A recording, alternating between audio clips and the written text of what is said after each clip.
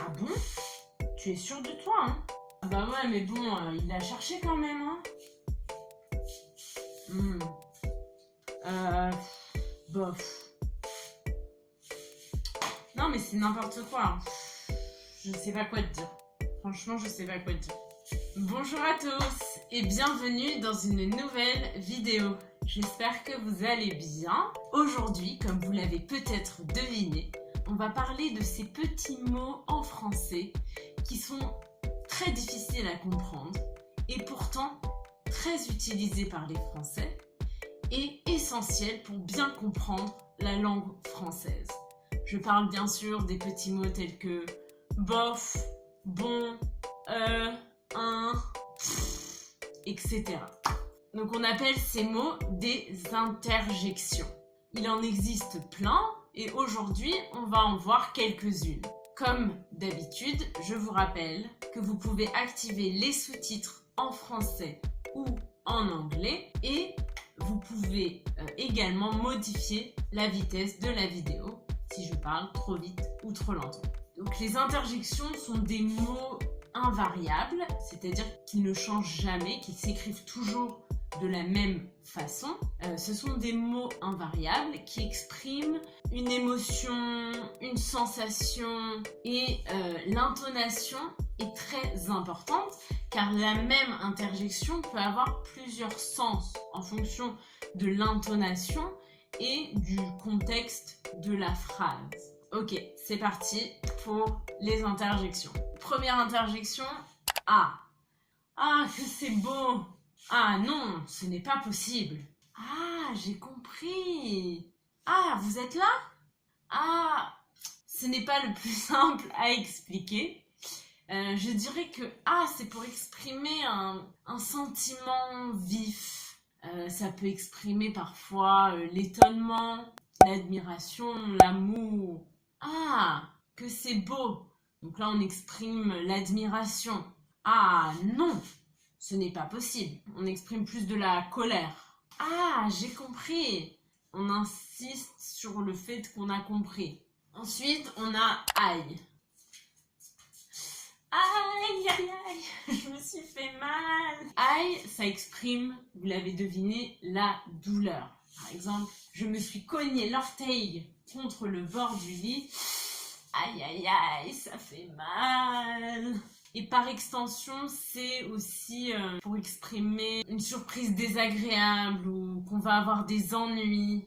Aïe, aïe, aïe, tu vas avoir des ennuis, tu vas avoir des problèmes. Tu as fait quelque chose de mal, tu vas avoir des ennuis. Aïe, aïe, aïe.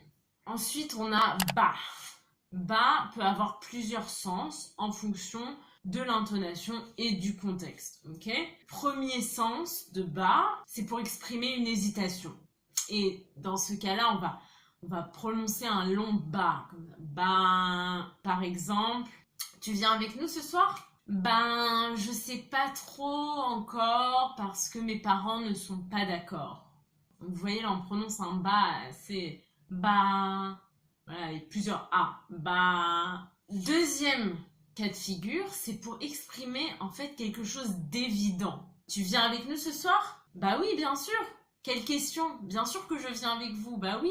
Ou bah non, tu sais bien que je ne peux pas venir.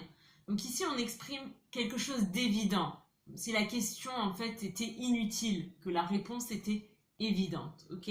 Vous voyez, le bas, ici, va être plus court. Et le troisième cas de figure, dans lequel on n'utilise pas, c'est pour exprimer une incompréhension. Par exemple, bah alors, qu'est-ce qui s'est passé ? Ou, bah, je ne comprends pas. Jean devait arriver à 19h et il est déjà 20h30. Interjection suivante, bof. Bof, c'est assez facile à utiliser, ça veut dire moyen, bof. Comment était le restaurant hier soir ? Bof. On fait souvent cette expression avec la bouche, cette moue. Bof. Ce film est bien ? Bof. Avec le mouvement de la main et la moue. Ça va aujourd'hui ? Bof. Ok. Ensuite, on a bon. Alors ça aussi, c'est un petit mot qui peut vouloir dire plusieurs choses. Bon, ça c'est fait. Donc là on exprime de la satisfaction. Par exemple, j'ai une liste de tâches à faire et je coche dès que je fais une tâche. Et donc là, je dis, bon, ça, c'est fait. Donc j'exprime de la satisfaction. Bon peut aussi exprimer de l'impatience. Par exemple, bon, on y va. Bon, on commence à manger. Bon, ça suffit là. Donc là, on exprime de l'impatience, ok? On peut aussi l'utiliser avec à. Donc, ah bon. Et donc là, en fait, ça veut dire vraiment, ah bon, Pierre a quitté son travail? Donc on est surpris, ça exprime de la surprise en fait. Ok, alors maintenant, passons à E. E, ça exprime l'hésitation, l'incertitude, le doute. Par exemple, quel est votre plus grand rêve? C'est une question difficile, je ne sais pas quoi répondre. Alors ensuite, on a un. Un peut avoir deux sens. Premier sens, c'est pour exprimer l'incompréhension. Par exemple, hein? Qu'est-ce que tu racontes? Donc là, on exprime une incompréhension. On ne comprend pas ce que la personne nous dit. Et un deuxième sens, c'est pour vérifier en fait que quelque chose est correct.